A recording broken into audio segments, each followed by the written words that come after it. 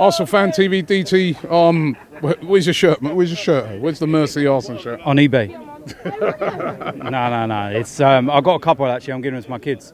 It was an emotional send-off though. Yeah. Do you know what? It's kind of bittersweet. I've been protesting to get him out since 2011, and we've got what we wanted. But at the same time, you still show your respect for what he did before that. I'm not one of these that's gonna start going on and carrying it on and on and on and on. I'm going to sit there and say, you know what, the job's done now. Why carry it on? Let's just appreciate those early years. Do you know what I mean? In reflection, for you, has he been a great manager for this club? He has, because when he done what he did at the beginning, he revolutionised football and he prolonged the careers of our back four. And then he brought in the likes of Henry, Vieira and Overmars and so many players that And then, I just wished he would have gone after we beat Hull in the cup final, because then there would have been none of this, none of the banners, none of the planes, none of the protests.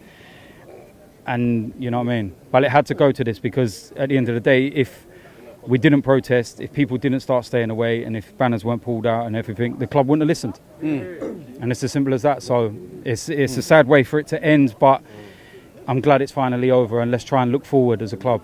Now, looking forward, what do we have to do to unify the fan base? What do we have to do to get us playing football like what we saw there today, every single week? I mean, that was a good display today. I know it's the end of season, but what do we do to start seeing that on a regular basis? The first thing they've got to do is make the right appointment. If you're going to go and appoint Liverpool's number 2 or Arteta, then you're going to split the fan base already. You can't do it. You've got to get, for me, it's Allegri. It's as simple as that. Go out and break the bank. You're paying Arsene Wenger 10 million. Allegri's on 2 million. So you only have to give him 6 or 7 and he's got a massive pay rise.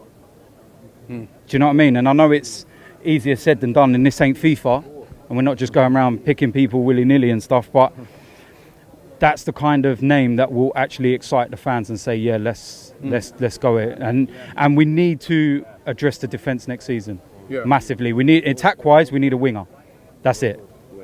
I'm looking forward to seeing Lacazette and Aubameyang next season, and Mkhitaryan. And if Ozil keeps on pulling sickies, Mkhitaryan can slip in that role easily. Look at him today. Do you know what I mean? So, you know what my thoughts on Ozil, but today it was a bad back. Last week he was ill, and listen, we need a manager that's going to turn around and say to him, listen, I don't care if you're fucking ill, you're playing. You're getting 350 fucking grand a week. You better be in, you know what I mean? You want to be in your sick bed dying. Otherwise, get out there. Do you know what I mean? I had an operation 3 weeks ago and I was in fucking Madrid the other day. You ain't stopping me. So why should the players get away with it? Too many players have been in a comfort zone for too long. You watch Oxlade-Chamberlain when he left, what was the first thing he said? He had to get out of his comfort zone. Even Theo Walcott had to get out of his comfort zone. Not saying these players would have improved Arsenal, but they were all comfortable. And there's quite a few players in that squad that are too comfortable. And it needs a new manager that's going to come in and say, buck your ideas up or the door's over there. And until we get someone like that, they're just going to keep going through the motions, because they're going to be allowed to get away with it. And that's as simple as that, Robbie. And, what can you say? We go into the game. What do we talk about the game now? We move on. Yeah, we move on. What we got? Let's try and, look, at the end of the day, we've got to try and pick up at least a point in the last 2 games, so we don't have this record of no fucking points in 2018. It does matter. I'll tell you why it matters. Yeah?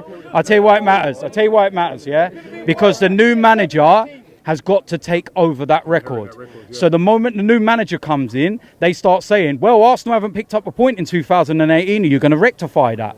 Let's get rid of the fucking negativity before the new manager comes in. So let's just get a point or win over the next 2 games against Leicester and Huddersfield, and then we can fucking go on holiday and forget this fucking season. Do you know what I mean? So, and today, that was a fitting way to end it. And we move on, don't we, Robbie? I'll be there Wednesday. Let's go. It's Robbie here. I'm on the set of the Real Football Fan Show. We're about to get things cracking. You ready for this? Oh, yeah. The Real Football Fan Show every Thursday just after midnight on Channel 4. Make sure you check it out.